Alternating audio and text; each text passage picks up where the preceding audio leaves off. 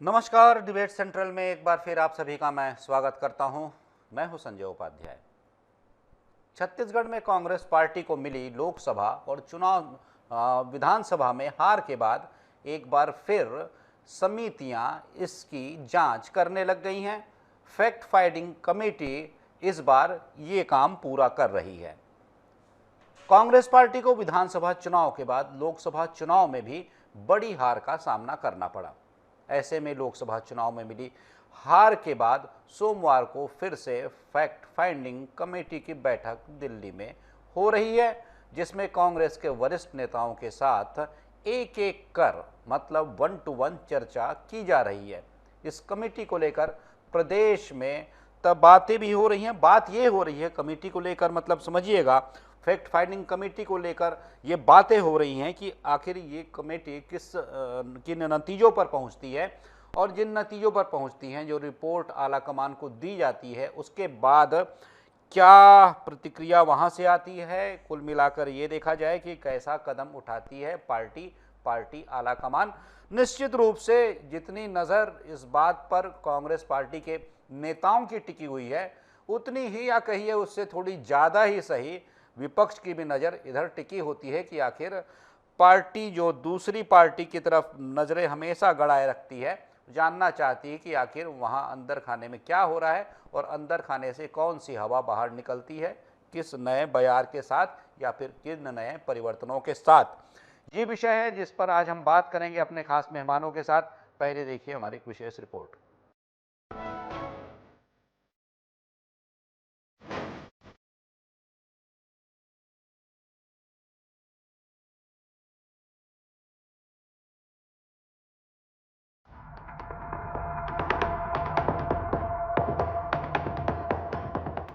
Committee में कांग्रेस का छत्तीसगढ़ विधानसभा चुनाव में शर्मनाक हार और लोकसभा में भी सीटें घटने की वजह बताई गई है। जानकारी के मुताबिक संगठन चुनाव, महाराष्ट्र विधानसभा चुनाव और राज्यों के संदर्भ में लोकसभा चुनाव में हार को लेकर बनी फैक्ट फाइंडिंग कमेटियों छत्तीसगढ़ में मोइली कमेटी की रिपोर्ट पर चर्चा हो रही है। बैठक में पूर्व मुख्यमंत्री भूपेश बघेल, नेता प्रतिपक्ष डॉक्टर चरणदास महंत, पीसीसी अध्यक्ष दीपक बैज, पूर्व डिप्टी सीएम टीएस सिंहदेव, पूर्व मंत्री धनेन्द्र साहू, ताम्रध्वज साहू, मोहन मरकाम, फूलोदेवी नेताम, सप्तगिरी शंकर उल्का समेत अन्य वरिष्ठ नेता शामिल होंगे।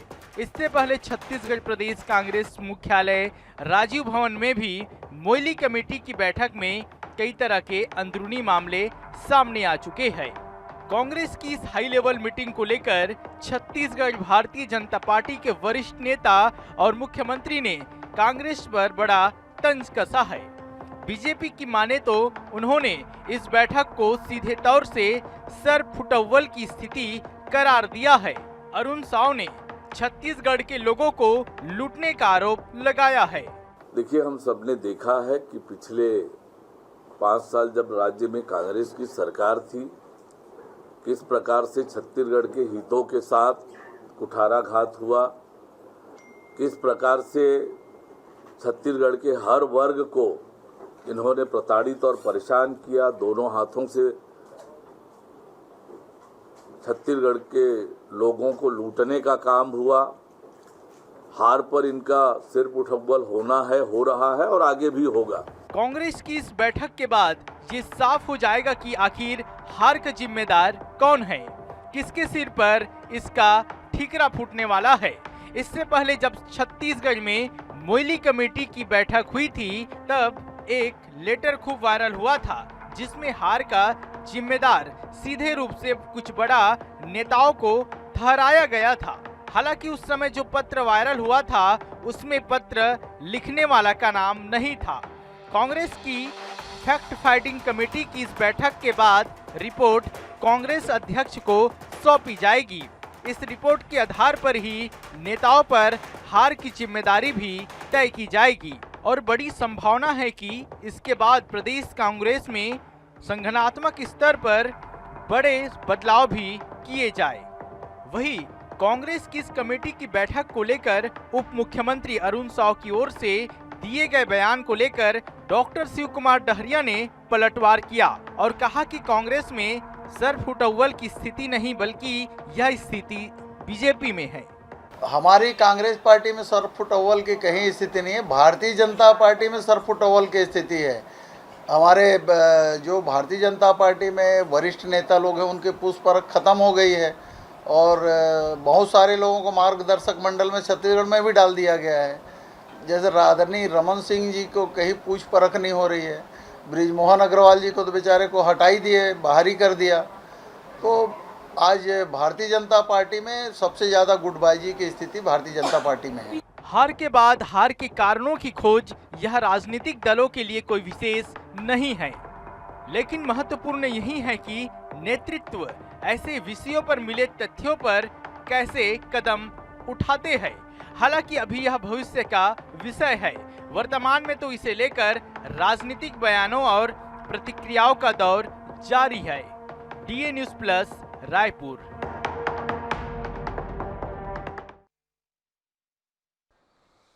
तो इसे लेकर तमाम बयानों का दौर जारी है। ठीक है, बयान तो आएंगे ही, क्योंकि जब भी कोई ऐसी गतिविधियां होती हैं, ऐसी कोई गतिविधि होती है, उन गतिविधियों से निकलकर कुछ आने वाला होता है, तो तभी सभी की निगाह उस तरफ टिकी होती हैं। ठीक है, कांग्रेस कह सकती है पार्टी के भीतर का विषय है, पार्टी का अंदरूनी मामला है भी, लेकिन इस अंदरूनी मामले से ही बहुत सारी चीज़ें निकल कर आती हैं, क्योंकि यही मामले होते हैं जो कि प्रदेश की सियासत चलाते हैं। जब जनता जानती है कि आखिर परिस्थितियां कौन सी थी, वो कौन से कारक थे जब प्रचंड जनादेश वाली सरकार चली जाती है, कौन से कारक हैं जब न्यूनतम सीट वाली एक पार्टी फिर से सत्ता में वापसी करती है।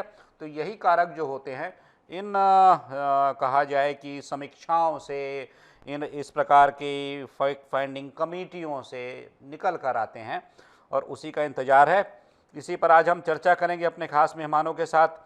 हमारे साथ मेहमानों का एक खास पैनल जुड़ा हुआ है। निशिकांत पांडे जी भी है भारतीय जनता पार्टी के, उनका मैं स्वागत करता हूं।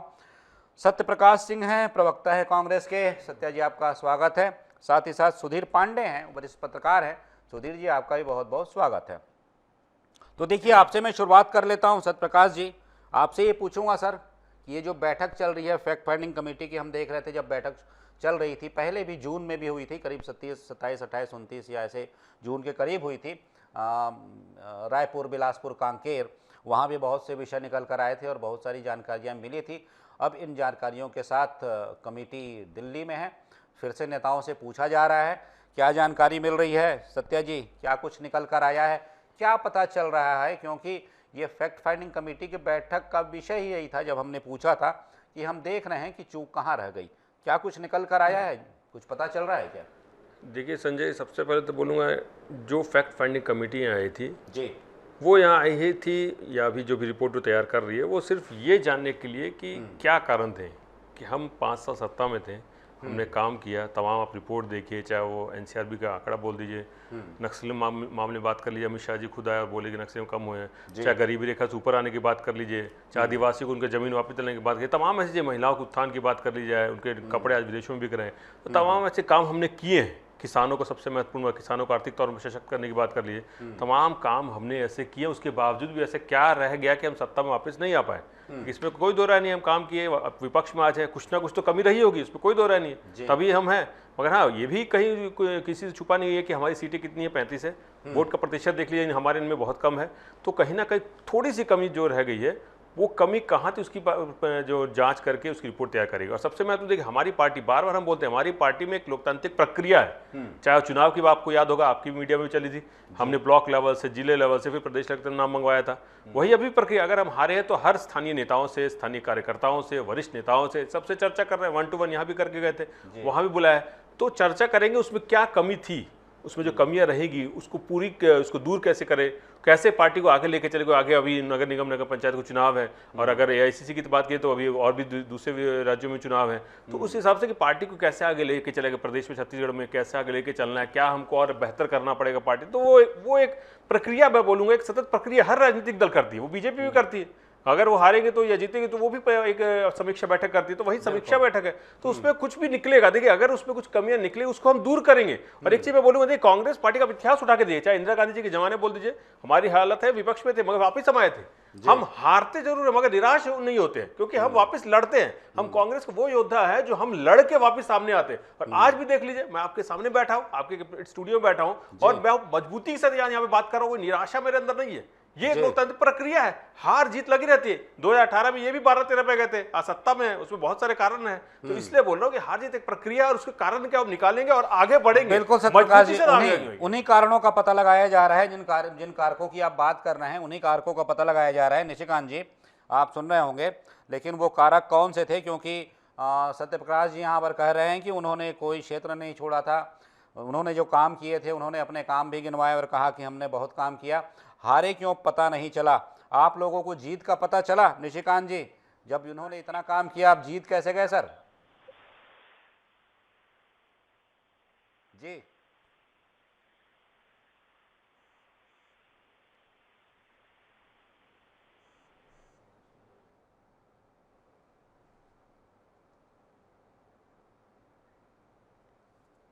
क्या निशिकांत जी से मेरी बात नहीं हो पा रही है? उनको जोड़ने की कोशिश कीजिए, उनकी आवाज़ हम तक नहीं पहुंच रही है। चलिए, जब तक जो तकनीकी खामी है दूर हो जाए, हम सुधीर पांडे जी से पूछ लेते हैं। सुधीर पांडे जी, जैसा कि कह रहे हैं सत्यप्रकाश जी, और ये बता रहे हैं कि भाई हमने काम तो बहुत किया था और तमाम इंडेक्स भी बता रहे हैं, जो केंद्रीय आंकड़े होते हैं, जो केंद्रीय एजेंसियां होती हैं उनके जो आंकड़े होते हैं उनकी भी बात बता रहे हैं, काम भी गिनवा रहे हैं। तो हार की वजह क्या हो जाती है ऐसे में सुधीर पांडे जी, जब आप देखते हैं पत्रकार के रूप में कि ऐसे कौन से कारक थे जो हार के लिए जिम्मेदार हैं? वो कारक दिखाई देते हैं क्या, किस रूप में दिखाई देते हैं? क्योंकि इसकी तो हम पहले भी बात कर चुके हैं, कुछ ऐसे बड़े कारक थे जिन्होंने कि बड़ा डेंट किया पार्टी को। आप क्या मानते हैं, इतने किए गए काम के बीच वो कौन से कारक हैं? जी, अगर हम पिछले 5 साल के कार्यकाल को देखें भूपेश बघेल जी की कांग्रेस सरकार की, तो इन्होंने एक उम्मीद जगाई थी छत्तीसगढ़ को लेकर से, खास करके छत्तीसगढ़िया का भाव जो उत्पन्न किया था, तो पहल की छत्तीसगढ़ के लिए। और काम भी किए, मैं ऐसा नहीं कहूँगा कि उन्होंने काम की शुरुआत की थी, मगर उसके ऊपर उनके अंदरूनी झगड़े, जो कांग्रेस के जो अंदरूनी झगड़े थे, वो ज्यादा प्रभावित कर गए लोगों को। पहला फैक्टर ये था कि कांग्रेस ने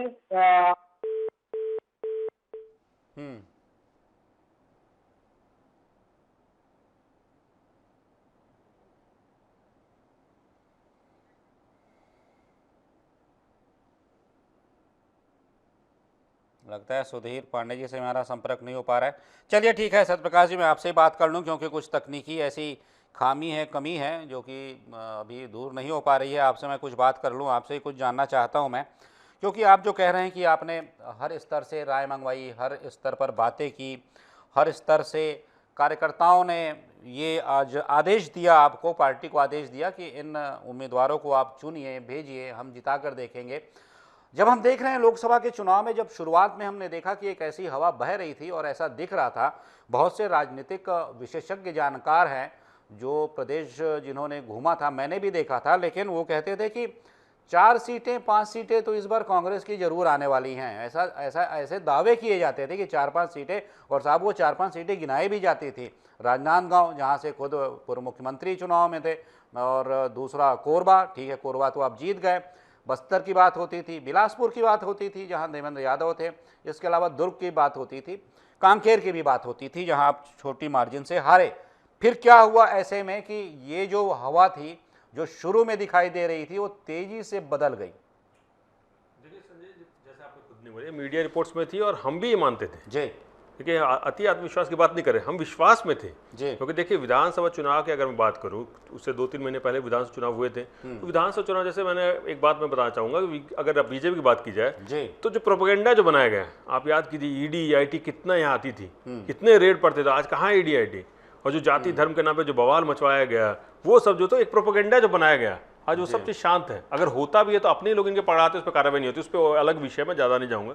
तो इसलिए बोलो कि वो जो प्रोपेगेंडा जो बनाया गया, एक जो नेगेटिविटी जो फैलाई गई, चाहे उस सरकार के बारे में बोल लीजिए या उस समय के मुख्यमंत्री भूपेश बघेल जी के बारे में बात कर लीजिए, व्यक्तिगत तौर पर उनकी छवि को जो चोट पहुंचाएगी, व्यक्तिगत तौर पर उनकी छवि खराब करने की जो कोशिश हुई, वो माहौल बनाया, प्रोपेगेंडा बनाया, उससे कहीं ना कहीं ये सफल हो गए। और आज देखिए, और दूसरी सबसे महत्वपूर्ण, इन्होंने घोषणा पत्र जो बनाया उसमें देखिए महिलाओं की बात कर ली जाए, किसानों को, तो हर किसी को उछल दिया उन्होंने। महतारी बंधन कितनों को मिल रहा है सबको मालूम है, किसानों को बोला क्या था, बोनस मिला कितना है वो भी सबको मालूम है। तो बस्तर में आप देख लीजिए, इन्होंने बोला था हंसदेव, हम जब हमने बात की, हमने विधानसभा प्रस्ताव बनाया, उसके बारे में फिर उल्टा हो गया, हंसदेव कट रहा है आज। तो उस समय जो प्रोपेगेंडा हर तरफ से बनाया गया है, चाहे वो सरकार की छवि खराब की बात की जाए या घोषणा करने की बात की जाए, अब सत्ता में आने के बाद पूरा पलट चुके हैं। तो वो जो प्रोपेगेंडा की वजह से ये सत्ता में आ गए थे, और लोकसभा चुनाव में वही हो रहा था। देखिए 2-3 महीने की बात थी, और उसके बाद तो सरकार में आ गए थे। और सरकार में जब आ गए हो, और कथा कथित आपकी डबल इंजन की सरकार है, तो उसके बाद तो आप प्रोपेगेंडा और हावी हुआ।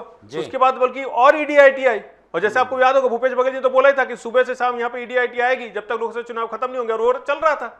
तो इसीलिए वो जो प्रोपेगेंडा जो था वो हावी रहा। और उसके बावजूद भी, जैसे आपने काकेर की जिक्र किया, या ओवरऑल की मैं बात कर लूं, तो हमारा बल्कि पिछले चुनाव से 4-5 लाख वोट ज्यादा मिले इस बार। तो कहीं ना कहीं जनता को मालूम था कि ये जो प्रोपेगेंडा बनाया जा रहा है, मगर अब प्रोपेगेंडा में सफल हो चुके हैं, आज सत्ता में बैठे हैं। मगर सत्ता में बैठने को दायित्व इनका पहला बनता है कि जनता जो वादे की वो पूरे करे। निशिकांत जी, आप सुन पा रहे हैं? विपक्ष के नाते हम लड़ रहे हैं। निशिकांत जी की आवाज मिल रही है क्या? जनता की आवाज उठा रहे हैं। निशिकांत जी की आवाज मिल रही है क्या?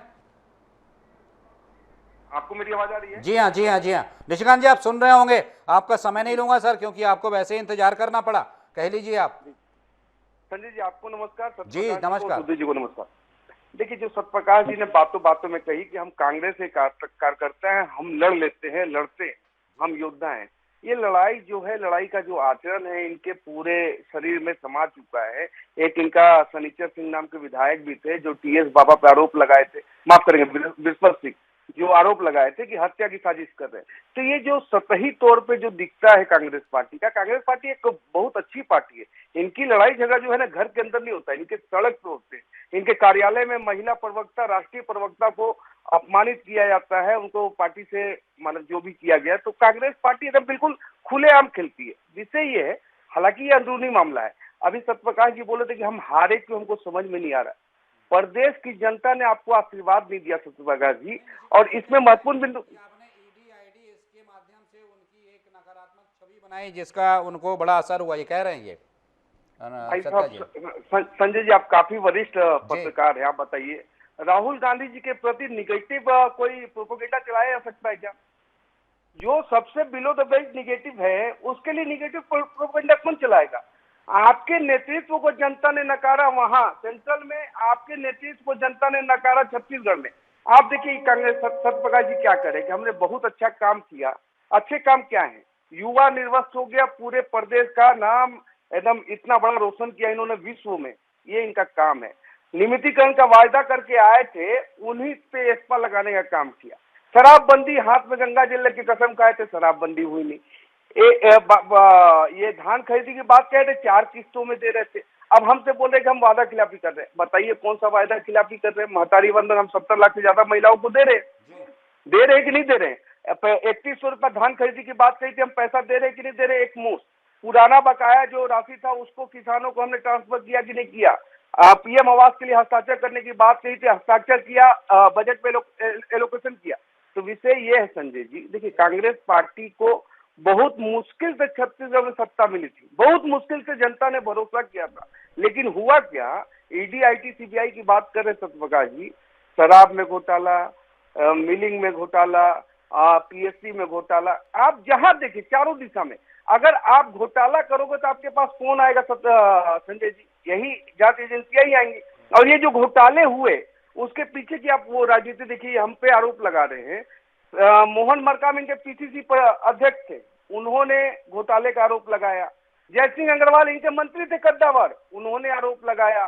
तो ऐसी स्थिति कांग्रेस पार्टी के अंदर थी। उन्होंने चिट्ठियां लिखी, भूपेश दाऊ जी ने कोई कार्यवाही इसलिए नहीं कही कि सीएम सचिवालय में बैठ के भ्रष्टाचार को अंगीकार किया जा रहा था। तो जब इसी पे एक कहावत मुझे याद आती है, न तुम मिले न तुम्हारी मयसर दीद हुई, दीद मतलब दीदार, अब तुम ही बताओ ये मुहर्रम हुई कि ईद हुई? न जनता आपको वोट दे रही है, न नेतृत्व आपके पास है, नेता आपके पार्टी छोड़ के जा रहे हैं। आरोप भारतीय जनता पार्टी पर लगाते हो कि हमने प्रोपेगेंडा की। प्रोपेगेंडा क्या होता है संजय जी? प्रोपेगेंडा क्या होता है? सत्या जी, आप जो कारण खोज रहे थे, निशिकांत जी ने तो एक एक कर सब गिना दिए। लगता है कि आपको यही सारे कारण हैं जो निशिकांत जी बता रहे हैं आपको? आपने कहा पता नहीं चल रहा साहब। नहीं, मैं बता रहा हूँ राहुल गांधी जी के, देखिए राहुल गांधी जी का नाम लिए ना कांग्रेस, बीजेपी के किसी भी कार्यकर्ता, प्रवक्ता हो, छोटा छोटा कार्यकर्ता हो, प्रधानमंत्री जी हो, बिना राहुल गांधी की राजनीति चल ही नहीं सकती है। ये वही मोदी जी हैं जो लोग सब छाती पीटते थे, एक अकेला सब पे भारी, आज बोलते हैं प्रधानमंत्री की आवाज़ दबा देते। तो राहुल गांधी जी कहाँ है, क्या है, इनको सब मालूम है कि राहुल गांधी जी ही है जो जनता की आवाज़ आज इनको सुननी पड़ रही है। नहीं तो ये वही लोग रहते थे जो सुनते कहाँ थे। कोई भी बिल आया चला गया बिना चर्चा के, बिल आया पास हो गया बिना चर्चा के। आज अमित शाह जी को खड़ा होना पड़ जाता है, आज मोदी जी को खड़ा होना पड़ जाता है, अनुराग ठाकुर को खड़ा होना पड़ जाता है। तो ये है जनता की आवाज़ जो इनको पता चला, पहली बात। दूसरी बात है कि मैं छत्तीसगढ़ पे बात कर रहा हूँ, छत्तीसगढ़ की बात कर रहा है। अरे इन्होंने जो काम की बात की है, चुनाव का घोषणा पत्र उठा के देखिए निशिकांत पांडे जी, आपने किसानों का बोनस क्या उसमें लिखा था? 16, 17, 17, 18 का देंगे, और दिया आपने किसका? 14-15 का। मेरे पास अभी कागज नहीं है, सरकारी आदेश भी आपको दिखा दूंगा। सरकारी आदेश है कि 14-15 का दिया जाएगा। मतलब जिस समय सबसे कम किसान रजिस्टर्ड थे, उस समय सूखा ग्रसित हुए घोषित हुआ था, उस समय का आपने दिया। ये सबसे पहला झूठ। दूसरी और आया, हाँ इनके लोग और याद दिला, इनकी अजय चंद्राकर जी बोलते थे 20 क्विंटल तो होता ही नहीं है हमारे छत्तीसगढ़ में 1 एकड़ में। अब उपाध्याय जी आपको भी याद होगा। तो ये वही लोग है ना, तो इसलिए बोल रहे हैं। एक वो चीज होगी। अब महतारी वंदन में आ जाइए। रायपुर में हमारे तो भूपेश बघेल जी ने विधानसभा में चैलेंज किया था ओपी चौधरी जी को कि आप उठिए चलिए 70 वार्डों में देख लीजिए, पूरे छत्तीसगढ़ छोड़ दीजिए, आप रायपुर के 70 वार्ड में चल लीजिए, तो आपको पता चल जाएगा कितनी महिलाओं को मिल रहा है। वो महिलाएं भी बोल रही है, मैं तो कल ही मिला था हमारे वार्ड में, बहुत महिलाएं बोल रही है कि मिल नहीं रहा है हमको। 1-2 महीने जरूर मिला था, उसके बाद मिल ही नहीं रहा है। ये हो गया। अब आ जाइए उसके बाद मैं एक चीज और बोल रहा हूँ। बलौदा बाजार में देख लिए, इतनी शर्मनाक घटना हुई है। आपका एक कलेक्ट्रेट ऑफिस जल गया, और अभी परसों की बात है, इनको शायद जानकारी नहीं होगी, अर्धनग्न अवस्था में युवा वहां पे रैली निकाले हैं। जाके पता कीजिए क्या रही है। रोजगार की आपने बात की थी, 31 दिसंबर तक आपने बोला आयोग बनाएंगे, उसका अता पता नहीं है। तो आपने क्या बोला था, क्या मिला है, वो छत्तीसगढ़ जनता देख रही है। आपका इतिहास भी वही रहा है कि आपने बोला क्या दिया क्या। इसीलिए बोल रहे हैं कि यह प्रोपेगेंडा के तहत सत्ता में आ गए हैं, मगर बातें पूरी नहीं कर रही है, भाग रही है। जी राहुल गांधी जी है सम्मानीय, कि 125 साल पुरानी पार्टी का वाट लगा सकते हैं, तो कुछ भी कर सकते हैं, उनसे भय होना चाहिए। इन्होंने जो जो बातें की उसको मैं थोड़ा रेक्टिफाई करता हूँ। बलौदा बाजार में कलेक्टर ऑफिस में लोग घुस गए। अगर बलौदा बाजार में कलेक्टर ऑफिस में लोग घुस गए, पीएम कार्यालय में, पीएम निवास में पीएम की हत्या हो जाती है आपके कालखंड में, जरा सा तो देखा करो यार, समझा करो। और ये भी टूल किट आपका जो चलाया गया है ना, उस पर भी कार्रवाई की जा रही है, आप लोग तिल मिला रहे हैं उससे। आप जो कह रहे हैं कि भूपेश दाऊ जी ने चैलेंज किया वित्त मंत्री जी को, अरे भाई भूपेश दाऊ जी बेरोजगार है, वित्त मंत्री के ऊपर पूरे प्रदेश का प्रभार है, आप लिस्ट लेके आ जाओ ना, सोशल मीडिया पे डाल दो ना, क्यों नहीं डालते आप? विषय ये है संजय जी कि देखिए, जो आपको 5 साल इतना शानदार मौका मिला था, इतना शानदार आशीर्वाद आज तक हमको नहीं मिला है। आज भी हमको 55 सीट मिली है, लेकिन इतना शानदार आशीर्वाद नहीं मिला था जो इनको मिला। लेकिन वो किस चीज के भेंट चढ़ गया? 10 जनपद के एटीएम के रूप में काम करने के कारण भेंट चढ़ गया, युवा निर्वस्त हुआ, पूरा कानून व्यवस्था चौपट किया इन्होंने, हर विभाग में किसी विभाग को नहीं छोड़ा बंदरबांट करने के कारण। आप देखिए 2100 कुछ करोड़ का तो सिर्फ शराब का घोटाला है संजय जी, और उसके बाद भी ये कह रहे हैं कि हम क्यों हारे। हालांकि आज विषय ये नहीं है, इंट्रोस्पेक्ट करना चाहिए, लेकिन इंट्रोस्पेक्ट सिर्फ स्टेट का करोगे क्या? तीसरी बार भी कोई पार्टी सैकड़ा पार नहीं कर पाई, वो राहुल गांधी का इंट्रोस्पेक्ट कौन करेगा? आखिर मूल्यांकन करना पड़ेगा तो एक कैनवास का पूरा करना पड़ेगा ना। आप ये थोड़ी कि छत्तीसगढ़ का आप कर देंगे और बाकी स्टेट का नहीं करेंगे या सेंट्रल का नहीं करेंगे। राहुल गांधी जी के नेतृत्व में तो आप चुनाव लड़े थे, भरोसा कहाँ गया देश की जनता का? स्टेट का भी हो रहा है निशिकांत जी, बाकी स्टेट का भी हो रहा है, बाकी स्टेट में भी यही सब फैक्ट फाइंडिंग कमेटी पहुंच रही है, बात कर रही है।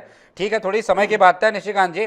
सत्यप्रकाश जी कुछ कहना चाहते हैं, अगर आवश्यकता होगी तब अब आपके पास आऊँगा लास्ट कमेंट के लिए, थोड़ा सा संक्षेप में कह लीजिए सत्यप्रकाश जी, समय की बाध्यता है। मैं एक चीज़ बोलूँगा, देखिए ओपी चौधरी जी के बारे में बात कर रहे हैं कि बहुत उनके, यही मैं बोलूँ, यही घमंड, मतलब जनता के पास आप नहीं जाना चाहते, आप इतने क्या व्यस्त है कि जनता से दूर भाग रही। यही ओपी चौधरी जी बोलते हैं रोजगार नहीं दे सकते, हमारे पास पैसा ही नहीं है, और एक चीज और बता रहा हूं, ये अपनी पार्टी का इतिहास वो भी उठा के देखिए। आज जो प्रधानमंत्री हैं, देखिए मैं बोलना नहीं चाहता हूं, उन्होंने अपनी जान कैसे बचाई थी टेबल के नीचे बच के, वो भी याद कीजिए निशिकांत पांडे जी। भूल क्यों जाते हैं आप लोगों? तो इतिहास वही रहा है, मारने का, दूसरे को बनवाने का, ये इतिहास आपका रहा है। गुजरात से लेके तमाम आप इतिहास उठा के देखिए। इसलिए बोले जनता से दूर मत भागिए। चाहे आपने अभी वक्तव्य दिया या ओपी चौधरी जी को उठा के देख लीजिए, चाहे मुख्यमंत्री जी का देख लीजिए, रोजगार नहीं दे सकते, कुछ देर पहले उन्होंने भी दिया। लास्ट कमेंट सर निशिकांत जी। देखिए, ये लास्ट इन्होंने दिग्विजय सिंह की बात कही कि वीसी शुक्ला के फार्म हाउस में उनको थप्पड़ मारा गया, कपड़ा फाड़ा गया, उसी का चर्चा कर रहे हैं। विषय ये नहीं है सत्यप्रकाश जी, विषय ये है कि इतना बड़ा मैंडेट के बाद आपको हार क्यों मिला, इसका इंट्रोस्पेक्ट कौन करेगा, और तीसरी बार भी सैकड़ा नहीं पार कर पाई कांग्रेस पार्टी, इसका चिंता कौन करेगा? जी संजय। तो चूंकि समय की बाध्यता है सर, रोचक विषय है, लंबा खिंच सकता है, लेकिन चूंकि समय की बाध्यता है मुझे इसका ध्यान रखना पड़ेगा घड़ी की सुई पर।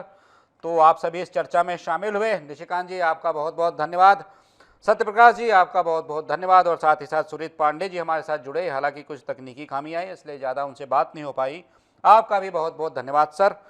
तो जैसी बात है कि हार की समीक्षा चल रही है, और मैंने जैसा कहा कि ये एक सामान्य रूटीन है, ये एक ऐसी प्रक्रिया है जो सतत चलती है। हार की भी समीक्षा होती है, जीत की भी समीक्षा होती है। ये भी देखा जाता है कि भाई हम जीते तो इतने बहुमत से कैसे जीते, क्या उसमें कारक थे, और हारे तो उसके पीछे कौन से कारक हैं। तो अब यही कारक खोजे जा रहे हैं। कांग्रेस की फैक्ट फाइंडिंग कमेटी की जो बैठक हो रही है, बात यही है कि कारक तो हमेशा सर हर पार्टियों में खोज लिए जाते हैं, लेकिन खोजे जाने के बाद आगे उस पर क्या प्रतिक्रिया होती है, कैसे प्रभावी कदम उठाए जाते हैं, यही तय करते हैं भावी दिनों में पार्टी का भविष्य, आने वाले दिनों में पार्टी का भविष्य प्रदेशों में और देश में भी। तो आज की चर्चा में सिर्फ इतना ही। किसी महत्वपूर्ण विषय पर फिर मिलेंगे, फिर बात करेंगे आपके साथ। तब तक दीजिए आज्ञा, नमस्कार।